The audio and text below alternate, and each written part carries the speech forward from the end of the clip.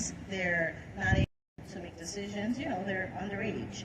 Once they turn 18, they become an adult. So now for Helping Hand, that's awesome.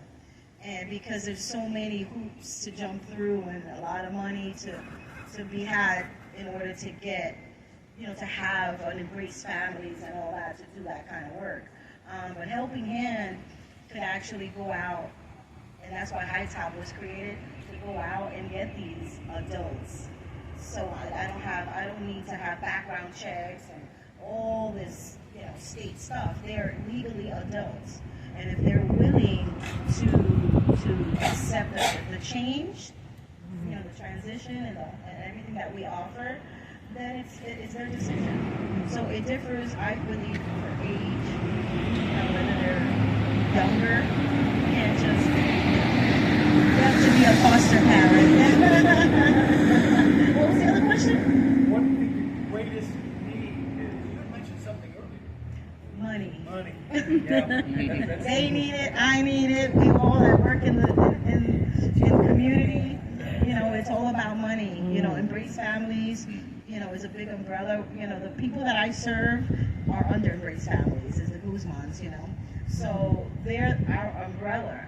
But we need, we're like the Marines. You know, I find myself like the Marines out there in the trenches. You know, I'm sick of paying for hotels. We spend $10,000 in hotel stays. Wow. For what? So they could be in their environment doing more drugs. But we do it for the kids so the kids can have a safe place. But it's not doing anything.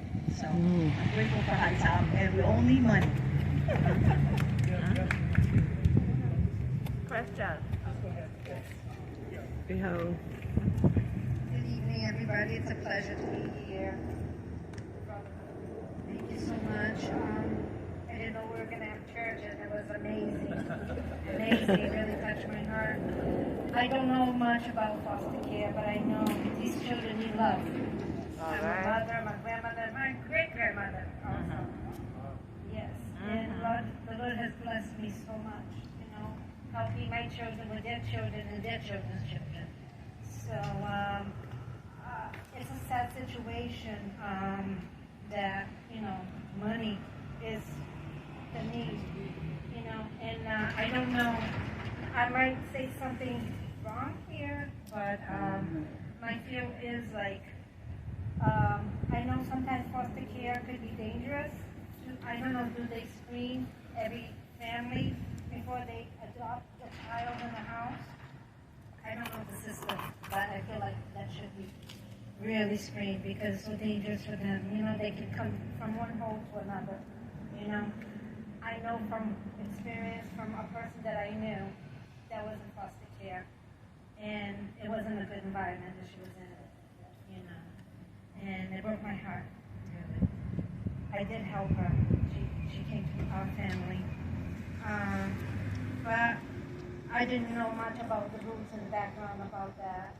Now, an important thing, I know that the city, you know, they're not responsible for everything, but if there would be like a community that they could build, and people would help, of course, you know, us normal people would help also, together with the city, to build like homes for these children, you know, with supervision 24/7, you know, good people that are screened, and then godly people such, yes, and teach them the way, the truth, and the life of Christ, the life, you know, a new life for them, not just physically but spiritually, you know, and that's my prayer, that somebody in this city, somebody with money, somebody with power, you know, could do this. It would be amazing. Yes.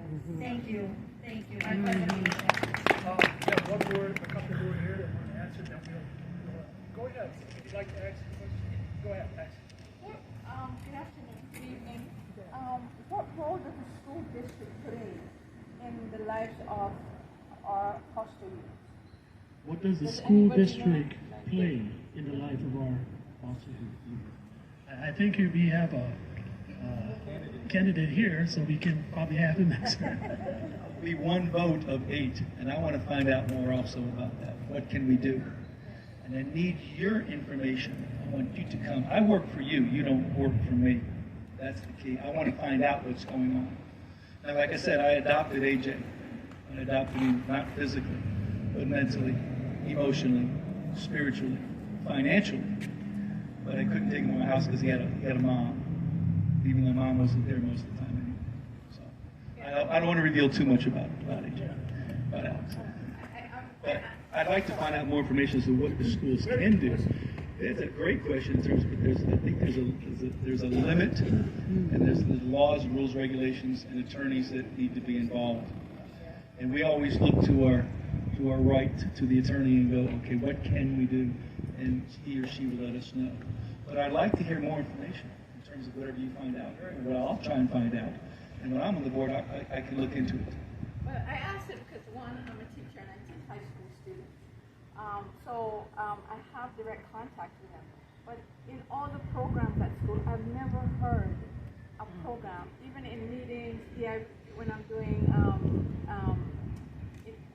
educational plans, future plans, I never hear, or I've never heard of anyone addressing foster, like what happens, like what do we do? I know there's one thing.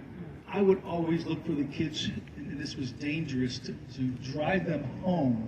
When my principal approached me and go, "You can't do that, Dennis."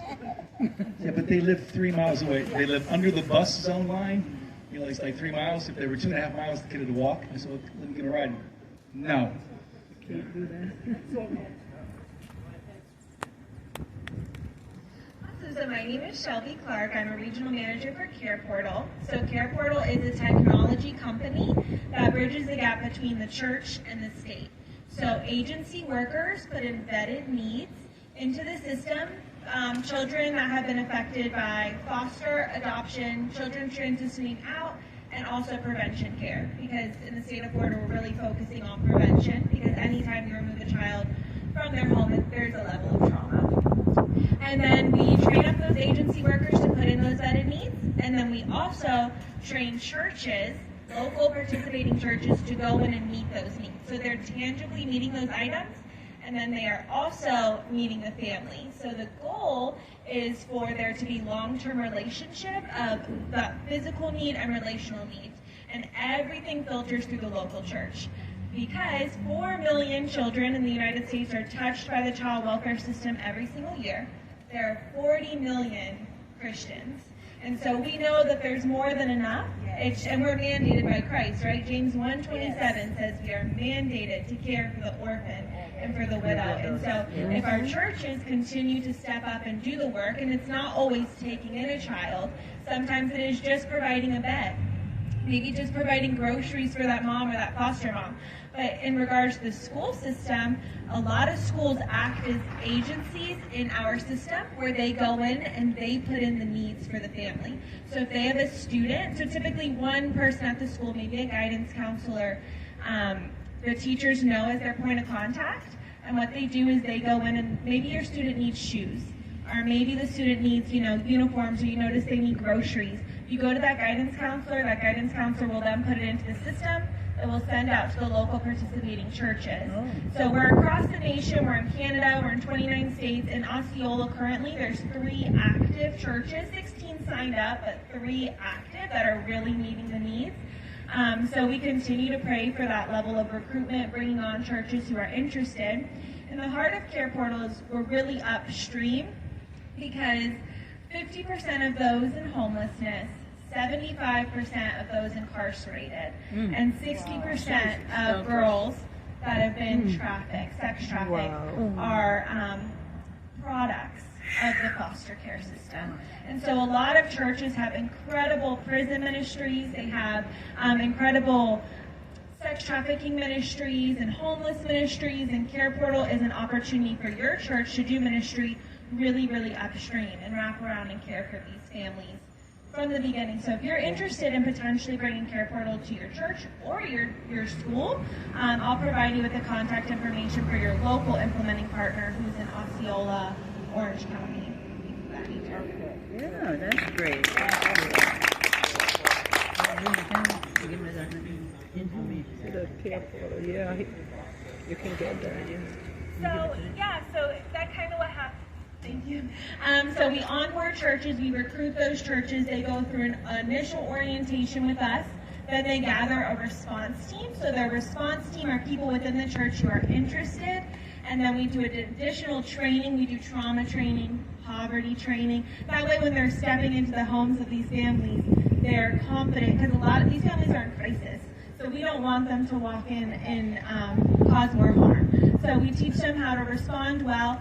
So yeah, oftentimes a lot of churches sign up, and then ministry is busy, ministry is overwhelming, and so the heart is really when they're ready and they're able to devote time to it. So yeah, we'll continue to reach out to those churches, and hopefully when the season's right, they'll be able to jump back on board. Yeah.